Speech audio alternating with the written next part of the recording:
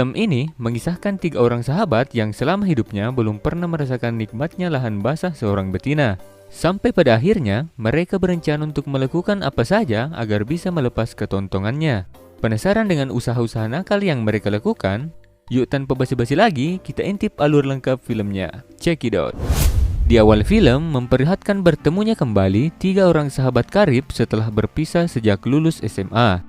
Hari itu, mereka sengaja berkumpul dan reuni dadakan setelah si kacamata yang bernama Shinji alias Chunni kembali dari Tokyo. Setelah sampai di kampung, bukannya langsung pulang ke rumah dan salim ke orang tua, Chunni malah nongkrong dulu dengan 2 orang sahabatnya ini, si periang Makoto alias Chopper dan si tampan Tatsuya alias Pentil. Meskipun sudah 4 tahun berlalu, tak banyak yang berubah dari kehidupan asmara mereka. Yap, sejak dilahirkan sampai sekarang. Ketiganya masih nihil pengalaman soal bercocok tanam di lahan kembang betina alias masih tontong. Lanjut, di sebuah kafe mereka dihampiri oleh 2 orang wanita. Karena tak terbiasa, di sini pun terlihat betapa kikuknya mereka saat berbicara dengan lawan jenis yang baru mereka temui itu.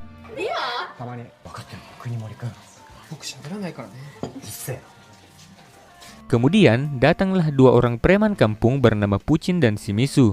Kedua orang ini sepertinya adalah teman sekolah mereka dulu yang hobinya mempermalukan dan memperbudak siswa lain, termasuk mereka bertiga tentunya. Situasi pun menjadi amat tegang karena mereka sangat takut dengan si Puchin ini. Ketiganya lalu semakin terhina setelah ditanyai oleh Puchin soal status ketontongan mereka. Setelah itu, ketiganya pulang sambil meratapi nasib mereka. Lanjut, karena kembali tinggal di rumah orang tuanya, Chunni mau tidak mau harus membantu mengantar minuman karena ayahnya sakit. Saat sedang ngaso di pinggir jalan, seorang wanita bernama Velo datang membeli minuman dan langsung ia minum di tempat. Seger. Karena melongo, Chunni lupa memberikan uang kembalian. Setelah selesai dengan pekerjaannya, Chunni mengaku ke kedua sahabatnya kalau ia punya ide untuk menyelamatkan masa muda mereka yang suram. Ia menawarkan agar menggagahi atau tanam paksa di lahan basah seorang wanita. Chunni meyakinkan Chopper dan Pentil bahwa itu adalah jalan satu-satunya untuk bisa lepas dari puasa birahi yang mereka tanggung selama bertahun-tahun. Target operasi pun sudah Chunni tentukan, yang tak lain adalah Velo si jago karaoke. Scene lalu berganti memperlihatkan Velo yang sedang duel karaoke bersama Puchin dan kawan-kawan. Duel itu bukan sembarang duel, akan tetapi combo alias karaoke atas bawah. Nah, Velo sendiri sejak dulu sudah terkenal sebagai juara bertahan dalam permainan nikmat itu. Dan malam itu juga, ia berhasil menaklukkan si Puchin dan kawan-kawannya. Singkat cerita, Chunni mulai mendekati Velo dengan modus mengantar minuman ke kosannya. Di lain kesempatan, Chunni juga menyusun strategi penculikan bersama Chopper dan Pentil. Bahkan nantinya mereka berencana meminta bimbingan dari seorang jagoan bernama Goki yang terkenal ahli dalam aksi-aksi kriminal. Setelah alat dan bahan siap, ketiganya lalu melakukan simulasi penculikan. Namun ongol dan kurang hati-hati, mereka justru saling melukai satu sama lain. Setelah simulasinya kacau, Chunni buru-buru pulang dan pergi ke kosan Velo untuk mengantar minuman. Sebagai balas jasa, Velo memberikan sayur kentang dan sedikit memamerkan 2 kantong susu segar murni miliknya di depan Chunni. Sementara itu, di tempat lain, Pentil dibawa oleh Puchin ke sebuah hotel dan memaksanya untuk digarap oleh pacarnya. Namun karena tak rela terongnya harus dikupas dengan cara seperti ini, maka Pentil melawan. Alhasil, ia pulang dengan muka babak belur. Cerita berlanjut memperlihatkan adegan kedekatan antara Velo dan Goki, si jagoan. Meskipun tidak pernah saling mengungkapkan perasaan, namun nampaknya mereka saling suka satu sama lain. Walaupun Goki pria yang kaku, akan tetapi ia sepertinya sangat peduli dengan Velo. Saat malam hari, Puchin bertemu dengan Velo lalu memintanya untuk menjadikannya kekasih.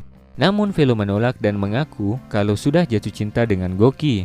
Lanjut, untuk memuaskan rencananya, Chunni dan kawan-kawan datang menemui Goki untuk bertanya cara ia menculik dan melakukan tanam paksa. Namun Goki menganggap dirinya selama ini hanya bercocok tanam secara gotong royong alias suka sama suka. Tiba-tiba Puchin dan Shimizu datang dan menabrak Goki. Goki pun KO seketika. Setelah menumbangkan Goki, Puchin lalu memburu Chunni dan kawan-kawannya yang kebetulan juga ada di sana.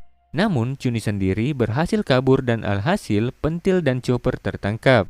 Saat mereka berdua akan disiksa, Velo datang saat itu juga. Goki langsung bangkit lalu balik menghajar si Puchin. Setelah itu, Goki langsung memberikan nasihat bijak pada Chunni untuk jangan melakukan rencana tanam paksanya atau ia akan berakhir seperti Puchin. Cerita berlanjut. Mereka bertiga kini fokus dengan kehidupannya masing-masing dan tak pernah bertemu lagi. Kemudian, Pucin yang masih penuh luka datang menemui Pentil dan meminta maaf atas kejadian tempo hari. Mereka pun nampaknya sudah berdamai. Chopper sendiri harus kembali merasakan patah hati karena wanita pujaannya ternyata sudah memiliki anak. Sementara Chuni sibuk dengan rutinitasnya mengantar minuman. Hari itu, ibunya meminta agar Chuni jangan kembali ke Tokyo. Ibunya takut kalau sakit ayahnya semakin parah. Maka Chuni harus mengambil alih dan melanjutkan bisnis minuman mereka. Namun, Chuni nampaknya kurang setuju kalau ia harus terpaksa terjebak menjadi penjual minuman di kampungnya. Sampai pada suatu waktu, akhirnya ayah Chuni berpulang ke Ilahi juga. Pentil dan Chopper datang melayat dan mencoba menghibur Chuni yang semakin dilema antara tetap di kampung atau kembali ke Tokyo. Namun, Chuni yang agak depresi meminta agar melanjutkan rencana penculikan dan tanam paksa mereka yang dulu. Karena demi menghibur Chuni yang sedang berduka, Chopper dan Pentil pun setuju saja. Singkat cerita, mereka lalu membuntuti Velo yang baru pulang dari tempat kerjanya. Tak lupa, mereka memakai topeng untuk menyembunyikan identitasnya.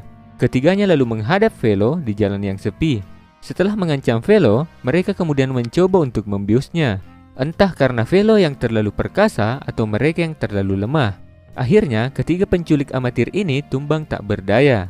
Setelahnya, mereka bersujud meminta maaf dan membuka topengnya.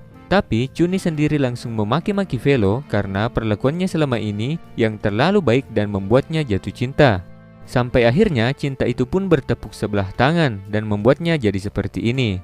Namun di balik itu semua, Chuni mengatakan keinginan terdalamnya yaitu numpang mencangkul di lahan basahnya si Velo dan melepas ketontongannya untuk pertama kalinya.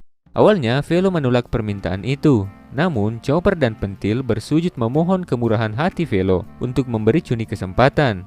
Alhasil, Velo kasihan dan membiarkan Chuni bermantap-mantap dengannya di dalam mobil. Namun, baru sempat membasahi lubang tanamnya, tiba-tiba Chuni berhenti di tengah permainan dan membatalkan niatnya untuk melepas ketong-ketongannya. Meskipun tak sempat terjadi tanam-menanam, Chopper dan Pentil tetap mengapresiasi pencapaian Chuni. Mereka pun menyemangatinya sambil menangis terharu. Ya, walaupun pada akhirnya mereka tetap masih tontong tentunya. Dan filmnya pun tamat.